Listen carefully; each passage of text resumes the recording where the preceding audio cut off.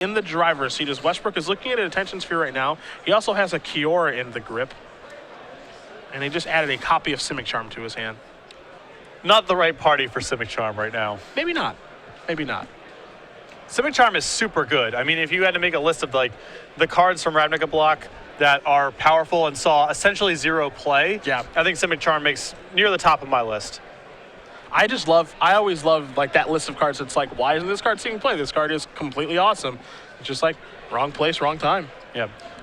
Fundamentally, evolve strategies are really hard to play in the face of Supreme Verdict, and it's hard to play blue-green decks when you can't play with the evolve cards. Yeah. That's my analysis. D-Sphere going to come in. Going to take care of the Elspeth. Now here's a Kiora. That's going to come in. We'll see exactly what that's targeting here. It looks like it's going to target Aetherling, so no damage dealt for that one. Kiora, not very good against Elspeth. Adrian says, all right, I'm going to bounce this at the end of your second main phase before you pass the turn. And the reason he's doing this is because Kiora targets Elspeth, but now Kiora targets Aetherling, but because it's come out of play and come back into play, it can still deal damage. Correct. Because it's a different Aetherling, even though it's the same one. Some rules chicanery. This is the Jace.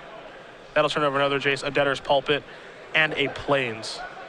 Now, you have Adrian's deck list in front of you. Anything new going on here? Because we have seen a lot of this stuff before. The Pulpit, the Azorius Key Rune, all of that stuff. So the big changes to his list, he now has a main deck copy of Render Silent that used to be only in his sideboard. Okay. And he has a copy of Banishing Light now in the main deck alongside his 4 copies of Detention Sphere. And other than that, it's hard for me to say for certain if any of these are new cards. I'm not that familiar with his full 75. Does he still have the Disperse? Does he still have the Disperse? Don't tell me no. He still has the Disperse. Yes. Yes. All right. Even though that does not interact with Banishing like the way that it does with Detention That's Sphere. correct. That's correct. Still a good bounce spell. And he does have a Deicide in his main deck. I did just catch that, actually. Yes, he does have a Deicide in his main deck. That's a card I am very, very fond of. I think that card is going to be very good. I wouldn't be surprised to see multiple copies of that card in people's main decks moving forward. No real artifacts to kill. It being an instant obviously makes it better than Revoke Existence. This is a copy of Mistcutter Hydra. This looks like to be a lot. Sullivan sitting at 12. However, it's going to come into play tap because of Blind Obedience.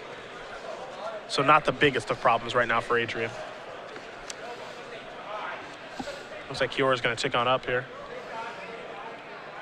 Adrian going to do the same thing. He's going to untap. He's going to take a draw here.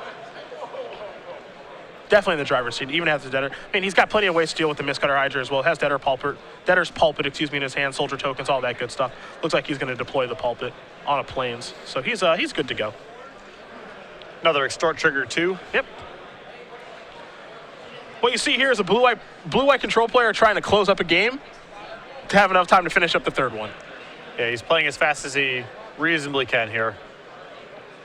Kiora going to bite the dust. Some damage going to get dealt. All that good stuff here. Not sure if Adrian uses Jace yet this turn. Looks like he's going to use it now and ticking on up before passing the turn back. You see, he's just trying to get it over with. Westbrook draws his card for the turn. It's copy of Boon Satyr to go along with the Sylvan Caryatid. His deck list is a little bit different. Not, Bant mid-range, there's a wide swath of cards that could be in a Bant mid-range deck. So for those of you guys wondering at home exactly what's going on here, there is a copy of Pulachronos. There's 3 Mistcutter Hydras in the main deck. 3 Boon Satyrs, 2 Scavenging Ooze, 4 Sylvan Caryatid, 4 Loxodon Smiter, 4 Fleecemane Lions, 3 Horseshoe Crufix, 3 copies of Simic Charm, 3 Detention Sphere, 2 copies of Advent of the Worm, 2 Ajani Mentor of Heroes, and then 2 Kiora the Crashing Wave. So this deck is just really just a good stuff deck. Yes. That's all that it is. And then the lands, he's got 12 Temples, a couple of dual lands, all of that stuff. And then as we're going to take a look at the sideboard here, as Brian's going to be on the play for game number 3, and you can see he's actually going back to the well right now. You got an additional Detention Sphere, 4 copies of Supreme Verdict, 3 Prophet of Crufix, an additional copy of Pulachronos, 2 Spirit of Labyrinth, 3 Revoke Existence, and then 1 Simic Charm. So, just good cards. Just a bunch of good cards. Typically what Bant is. Yeah, and Ajani, Mentor of Heroes is the ultimate good cards enabler, right? Yeah. It finds gas, find some of your high impact cards when you're looking for them, and if you have a developed board, you can move the +1/+1 counters on your creatures, and that's quite good there too. Now, we'll take a look at Adrian's sideboard. I know you've got it in front of you, and there are a bevy of one-ofs. 3 copies of Gainsay, a Negate, a Dispel, a Celestial Flare, 2 Last Breaths, a Glare of Heresy, a Deicide, an Opportunity, a Jace Memory Adept, a Debtor's Pulpit, a Blind Obedience, and a Ratchet Bomb. We already saw the Blind Obedience and the Debtor's Pulpit come in. Clearly a concession to Mistcutter Hydra, and it wouldn't surprise me if we saw the Celestial Flare in here as well as another answer to the Mistcutter Hydra, and potentially Fleece Main Line as well. Yeah, nothing crazy here if you're familiar with Adrian's work and him playing this deck. This is just run-of-the-mill stuff for him. Again, I would be interested to sit down and talk with him just about how he came to the one-ofs and all of the decisions that he's made for this particular weekend.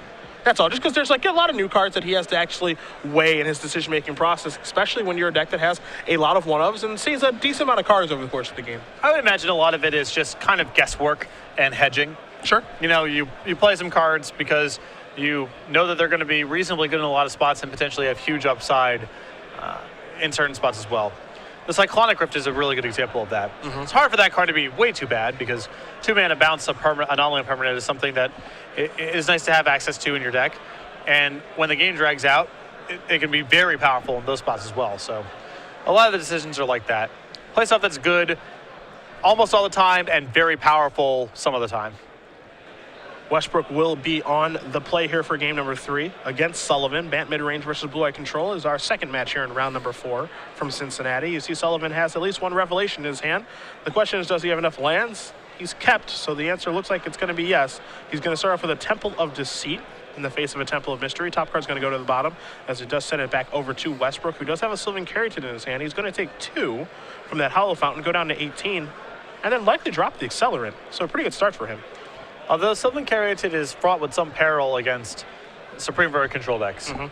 You need it to make mana, but then as you play that and then develop your board further, you're running more and more into the jaws of Supreme Verdict. Another Temple from Sullivan, but Westbrook has a Courser here, and that's a Temple of Plenty off the top of his deck, so that's going to come into play. He's going to gain a life and go up to 19. Top card is a Pool of Chronos. That'll be the card he has to decide about on the Scry, and it looks like he's going to keep that. So this is an island for Sullivan before passing the turn back. No white mana yet here, Patrick. Yeah, that's really important. It means that he can't Supreme Verdict on turn 4.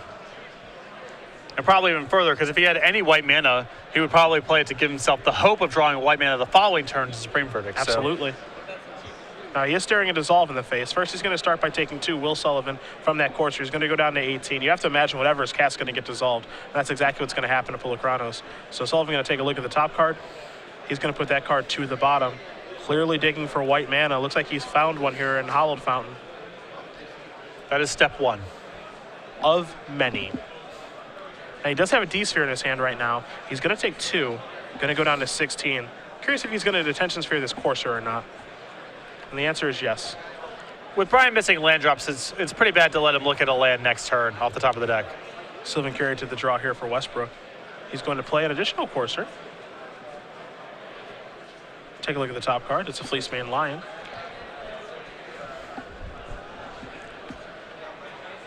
Before passing the turn back over to Sullivan, who will draw a card and see if he can find mana. This is Revelation for 1. It's not exciting, but you see what he's going for. I was surprised that Brian didn't take that opportunity to land Kiora last turn. I was a little surprised too, actually. Maybe the thought process is that I just need lands very badly here, as he does find one off the top of his deck with the Hollowed Fountain from the Courser. Temple of Mystery will be the next card he does find, so. See if he takes the opportunity to land the Courser now. Or excuse me, land the Kiora now. Going to start by attacking for 2. That's the easy part. You do run a risk by adding any more creatures to your board at this point of Supreme Verdict just getting better and better. He's going to play Sylvan Carrington. Just pass the turn back over to Sullivan. He'll take a draw. He does draw a Supreme Verdict. He just does not have the white mana to cast it. He's going to rev for 1 again, draw a card. I think there may have been a 3rd copy of Supreme Verdict. Yeah, it is. And he just has to pass the turn back again over to Westbrook, who's going to untap. He'll take a draw. It's a Temple of Mystery. Look at the top card. It's a Temple of Enlightenment. So he's going to put that one into play. He's going to gain a life. Take a look at the top card here for the Scry in just a moment, as long as he does remember. I don't think he has much of a choice in that regard. We will need that top card of his deck turned over, so we will make sure that that does happen. Brian's playing into a spot here where it's going to be incredible if Adrian's able to find the second white mana to cast Supreme Verdict. Yes. Going to pass the turn back. Sullivan, can you find a white source of mana that comes into play untapped? It's rather important. It's an island. So the answer is no.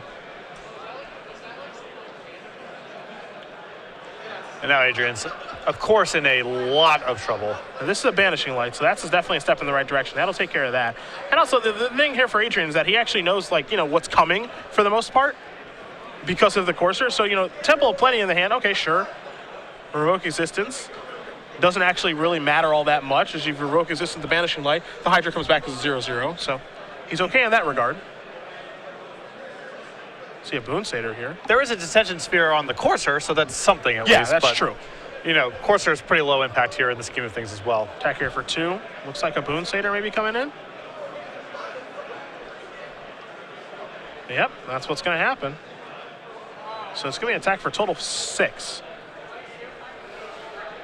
And he's going to negate that? I'm not sure. Yeah.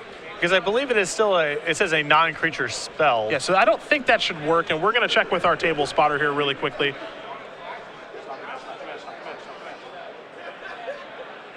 So yeah, we're finding out momentarily here. This is one of those things where, yeah, right. It is just an aura when it is on the stack. Okay. As a bestow card. Got it. Sullivan draws his card. It's a copy of Sphinx's Revelation. So you cannot remove Soul It when it is being bestowed. Gotcha. Because even though it's creature on the type line, it's just an aura on the stack. I'm just glad it's not confusing. There's a ref for 2. It is. Members of R&D passionately arguing that bestow is not complicated is really funny to me. If you want to argue that it's cool enough that it's worth the complexity, that's fine. That's an argument that I'm willing to have. Arguing that that thing is not complicated is, wow. Temple of Plenty going to come off the top here, going to show a Loxodon Smiter. Fleecebane Lion, the ability to go monstrous, is certainly available here for Westbrook if he wants to take advantage of it. This is an attack for 5. We'll make it 6. Now Verdict is really no good anymore. What does Sullivan do to get himself out of this? And this is, Brian's doing the same thing that he was trying to do last turn with the Boon Satyr. It's just play the game into a place where Supreme Verdict does not catch Adrian up, and Fleecebane Lion accomplishes just that.